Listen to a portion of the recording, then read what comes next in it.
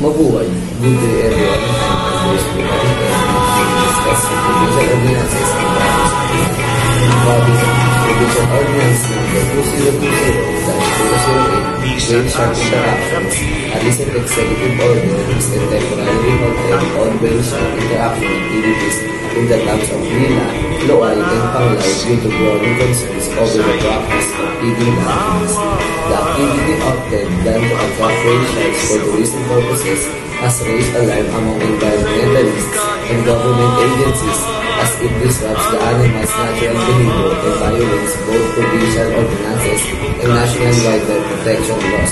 The order aims to protect the marine ecosystem, promote responsible ecotourism, and ensure that future tourism practices are aligned with sustainable and ethical standards. Local Administration Units or LGUs, including the Provincial Administration of Bohol and its municipalities, are empowered by the Local Government Code of 1991 Republic Act No. 7160 to create overseas tourism initiative within their borders, discover the formation of municipal tourist councils as well as the enactment of municipal laws and rules. Good day, I'm Mark Joshua Ramos and I will discuss one of the tourism ordinances in province of Bohol. Republic Act No. 7852 specifically addresses the development and the promotion of chocolate hills as a major tourism destination in the Philippines.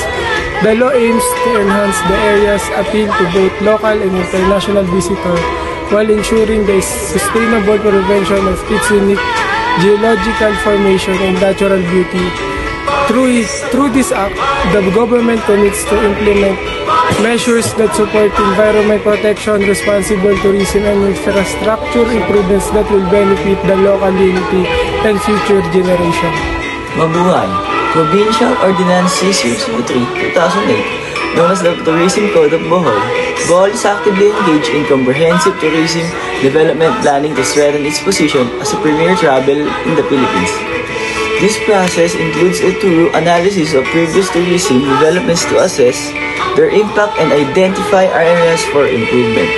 Additionally, the province is evaluating its competitive positioning in both domestic and international tourism markets, considering factors such as unique attractions, accessibility, and visitor experience as part of this strategic effort. Bohol is also formulating and updating tourism policies aimed at promoting sustainable growth, preserving cultural and natural resources, and enhancing the overall quality of tourism services for both visitors and local communities.